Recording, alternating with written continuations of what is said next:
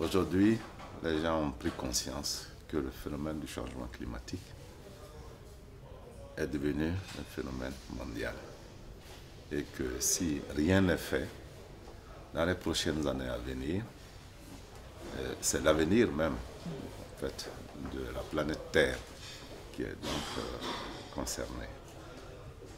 Donc les gens se sont dit, écoute, il faudrait qu'on mette en place des instruments au niveau mondial qui puissent nous permettre de maîtriser quand même tous ces phénomènes qui sont à l'origine, en tout cas, puisque c'est des phénomènes généralement anthropiques, c'est-à-dire l'action de l'homme qui pose un peu tout ce problème-là.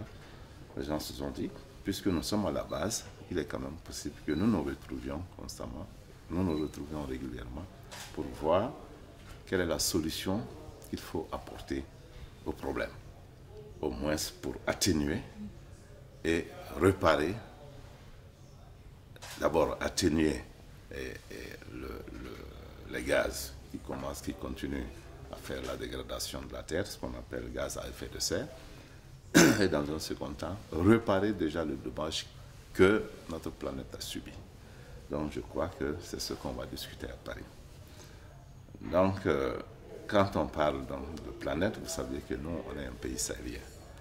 Et en tout cas, pour tous ceux qui ont plus de 30 ans, savent quand même qu'il y a un changement entre ce qu'ils connaissaient en termes climatiques et ce qu'ils voient en ce moment. Tout le monde parle de sécheresse, ou bien on parle d'inondation, ou bien on parle de réchauffement. Donc autant de questions quand même qui nous intéressent, nous, pays sahéliens, et qui nous impliquent également donc, dans la recherche de solutions.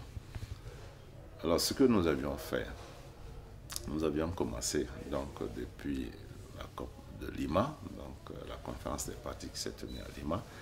On avait demandé à tous les pays, avant d'aller à Paris, en décembre qui vient, de préparer leur contribution. Qu'est-ce que c'est que la contribution?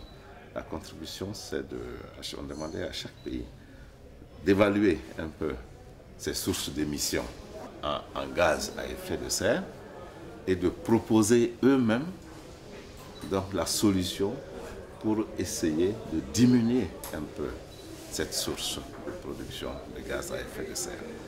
Donc tous les pays devaient quand même recenser donc, leurs sources et proposer une solution et éventuellement chercher un accompagnement financier pour la mise en œuvre de ces programmes-là. Donc c'est ce qu'on appelle les contributions que chaque pays va déposer.